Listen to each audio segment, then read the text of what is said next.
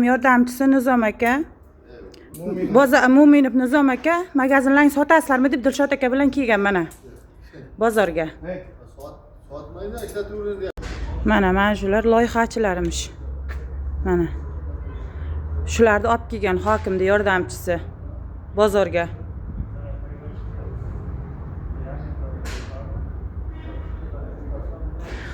Hokim yordamchisi Nizom aka olib kelgan mana shu odamlarni, mana.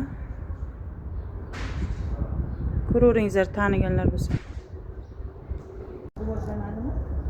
Mikro markazda ishlab chiqarish zonalarida. Mikro markaz nima? O, bozor degani emas u, mikro markaz. Bu markazga auksion sotiladi, tadbirkorga. Tadbirkor keladigan turadi. Bittasi mebel ishlab chiqarishi mumkin. Bittasi kelib turib boshqa narsa ishlab chiqarish. Dilfiz, ishlab chiqarish bo'ladi. Ishlab chiqarish bo'lgan joyda qanday bozor bo'ladi?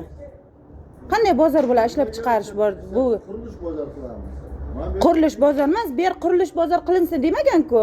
Nizom aka, bu yer remont qilinsin, o'rtadan ikki etajli korzinka qurilsin degan. Bu yer boshqa bozor qilinsin demagan. Korzinka bu yerga qurilmaydi, bu yerda magazinlar nima? Mayli, bemalol foydalaning. Sizga bir. Ya foydalaning emas, ochib beringizlar bozorni. Kavlagan joyini ko'mib bersin.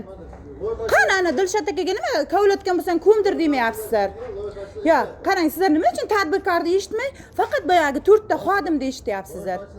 Loyihani qilyapmiz. Loyihasi nima uchun yangi loyiha? Qani? Yangi loyihani qarori bormi? Hokim qarori ko'rsating. Yangi loyihani qarori bormi? Kengash qarori bor. Qani? Ko'rsating, qani? Kengash qarori. Qani, kengash qarori emas, hokim qarori. Mana shu yer qurilsin degan qarorni ko'rsatingizlar. 12 ta loyiha bo'lyapti, 12 ta loyiha. Noqonuniy bozorga olib borib o'tiribsizlar-ku. Noqonuniy bozorga hech qanday hammalaringiz o'zlaringiz, sizning ham magaziningiz bor, o'zingizning nafsingiz uchun borib o'tiribsiz.